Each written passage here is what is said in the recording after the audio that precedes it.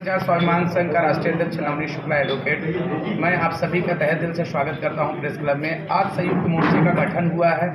यहां पर अलग अलग स्ट्रीम में सब लोग काम कर रहे थे। प्रधानों पर काम करने वाले लोग, क्षेत्र पंचायतों पर काम करने वाले लोग, जिला पंचायतों पर काम करने वाले लोग, जितने भी हमारे आज उत्तर प्रदेश में लगातार 1987 से काम कर रहे हैं, हमारे त्रिपाठी जी, बाकी ज्ञानेंद्र जी, जो लोग बैठे हैं, बहुत ही मेहनत से पंचायतों को अधिकार दिलाने का काम आवाज़ उठाते रहे हैं। अब की बार पंचायती राज की सरकार के हम सबका नारा है।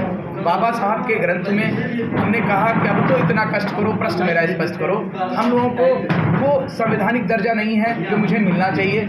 जिस प्रकार पंचायतों का गठन हमारे गांधी जी ने, महात्मा गांधी जी ने, उनका सपना था ग्राम स्वराज का, पंचायतों का गठन बहुत महत्वपूर्ण था। उसी प्रकार 24 अप्रैल 1993 में पंचायत राज का गठन हुआ और लगातार चुनाव हो रहे हैं, लेकिन 73वां और जो 74वां संशोधन हुआ वो पूर्ण रूप से लागू नहीं है।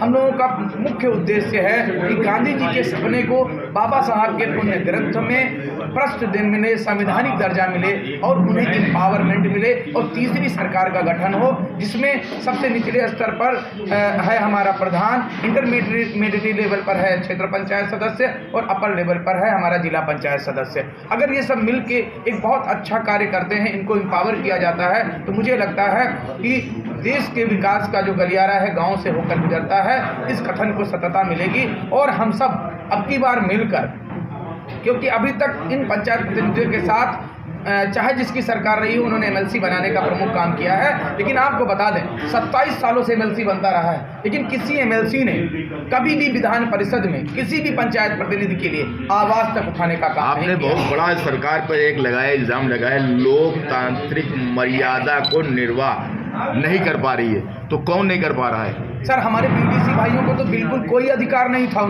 उनको केवल यही सिखाया गया कि चुनाव लड़ो तो प्रमुखी के चुनाव में ये मिल जाएगा, एमएलसी के चुनाव में वो मिल जाएगा। लेकिन आज मैं आपको अवगत करा दूं, मेरे संगठन ने लगातार संघर्ष किया है।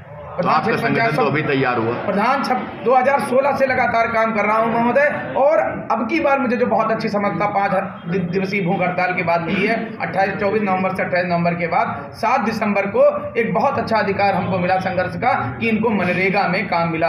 आपने हेडिंग पढ़ी होगी, उत्तर प्रदेश बना पहला राज्य जिसने दिया क्षेत्र पंचायत सदस्यों को मनरेगा का पूर्ण अधिकार। ग्राम सभा टू ग्राम सभा के बीच का उसका जियो भी पहुंच गया है, वीडियो तक। उसकी गाइडलाइन भी 19 जनवरी 2022 को पहुंच गई है। पूर्ण अधिकार ग्राम, उसके बीच में जो इरिगेशन डिपार्टमेंट है उसका काम भी मनरेगा के तहत 60% पक्का और 60% कच्चा और 40% पक्का काम कराने का पूर्ण अधिकार मिलेगा। मतलब अब आज़ाद हो चुका है मेरा बीडीसी भाई। साल में 6,000 रुपये, आपको बता दें, जो प्रमुख होते थे 500 रुपये मीटिंग भत्ता देने का काम नहीं करते थे, अब 6,000 देना होगा उनको, वो खाते में सीधे आएगा उनके। 3 लाख रुपए बीमा 17 बीडीसी भाई हमारे खत्म हो चुके हैं। हमारे सारे मोर्चे के लोगों ने मिलकर 14 बीडीसी भाइयों को 3 लाख रुपए दिलाने का काम किया। ये बहुत बड़ी स्वतंत्रता है। और मुझे लगता है बीडीसी चुनाव इसलिए नहीं लड़ेगा कि प्रमुख और एमएलसी में हमको पैसा मिलेगा, वो इसलिए लड़ेगा कि हम मनरेगा में काम कराकर लोगों का अपना नेतागिरी हम करेंगे, अपना भविष्य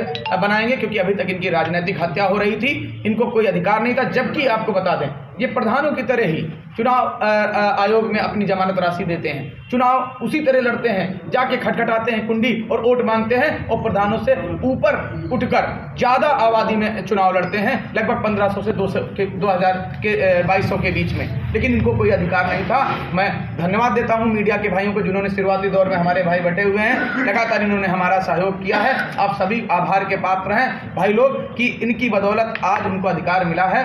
और अगर हमारे मोर्चे से एमएलसी बने तो निश्चित तौर पर आपको बताएं, जो पंचायतों के अधिकार, जो प्रधानों के अधिकारों का हनन हुआ है, जो वित्त काटे गए हैं, वो हम लोग दिलाने का काम करेंगे।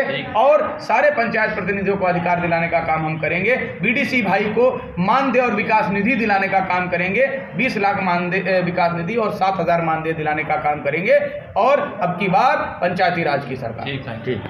स्वाभिमान संघ का राष्ट्रीय अध्यक्ष नवनीत शुक्ला एडवोकेट, मैं आप सभी का तहे दिल से स्वागत करता हूं प्रेस क्लब में। आज संयुक्त मोर्चे का गठन हुआ है। यहां पर अलग अलग स्ट्रीम में सब लोग काम कर रहे थे। प्रधानों पर काम करने वाले लोग, क्षेत्र पंचायतों पर काम करने वाले लोग, जिला पंचायतों पर काम करने वाले लोग, जितने भी हमारे आज उत्तर प्रदेश में लगातार 1987 से काम कर रहे हैं, हमारे त्रिपाठी जी, बाकी ज्ञानेंद्र जी, जो लोग बैठे हैं, बहुत ही मेहनत से पंचायतों को अधिकार दिलाने का काम आवाज़ उठाते रहे हैं। अब की बार पंचायती राज की सरकार के हम सबका नारा है। बाबा साहब के ग्रंथ में हमने कहा कि अब तो इतना कष्ट करो, प्रश्न मेरा स्पष्ट करो। हम लोगों को वो संवैधानिक दर्जा नहीं है जो मुझे मिलना चाहिए। जिस प्रकार पंचायतों का गठन हमारे गांधी जी ने, महात्मा गांधी जी ने, उनका सपना था ग्राम स्वराज का, पंचायतों का गठन बहुत महत्वपूर्ण था। उसी प्रकार 24 अप्रैल 1993 में पंचायत राज का गठन हुआ और लगातार चुनाव हो रहे हैं, लेकिन 73वां और जो 74वां संशोधन हुआ वो पूर्ण रूप से लागू नहीं है। हम लोगों का मुख्य उद्देश्य है कि गांधी जी के सपने को बाबा साहब के पुण्य ग्रंथ में प्रश्न दिन मिले, संवैधानिक दर्जा मिले और उन्हें एम्पावरमेंट मिले और तीसरी सरकार का गठन हो, जिसमें सबसे निचले स्तर पर है हमारा प्रधान, इंटरमीडिएट लेवल पर है क्षेत्र पंचायत सदस्य और अपर लेवल पर है हमारा जिला पंचायत सदस्य। अगर ये सब मिलके एक बहुत अच्छा कार्य करते हैं, इनको एम्पावर किया जाता है, तो मुझे लगता है कि देश के विकास का जो गलियारा है गांव से होकर गुजरता है, इस कथन को सतता मिलेगी। और हम सब अब की बार मिलकर, क्योंकि अभी तक इन पंचायत प्रतिनिधियों के साथ चाहे जिसकी सरकार रही, उन्होंने एमएलसी बनाने का प्रमुख काम किया है, लेकिन आपको बता दें 27 सालों से एमएलसी बनता रहा है, लेकिन किसी एमएलसी ने कभी भी विधान परिषद में किसी भी पंचायत प्रतिनिधि के लिए आवाज तक उठाने का काम आपने बहुत बड़ा सरकार पर एक इल्जाम लगाया, लोकतांत्रिक मर्यादा को निर्वाह नहीं कर पा रही है, तो कौन नहीं कर पा रहा है? सर, हमारे पीडीसी भाइयों को तो बिल्कुल कोई अधिकार नहीं था। उनको केवल यही सिखाया गया कि चुनाव लड़ो तो प्रमुखी के चुनाव में ये मिल जाएगा, एमएलसी के चुनाव में वो मिल जाएगा। लेकिन आज मैं आपको अवगत करा दूं, मेरे संगठन ने लगातार संघर्ष किया है। आपका संगठन तो अभी तैयार हुआ? प्रधान 2016 से लगातार काम कर रहा हूं महोदय, और अब की बार मुझे जो बहुत अच्छी समझता 5 दिवसीय भूख हड़ताल के बाद मिली है, 24 नवंबर से 28 नवंबर के बाद 7 दिसंबर को एक बहुत अच्छा अधिकार हमको मिला संघर्ष का, कि इनको मनरेगा में काम मिला।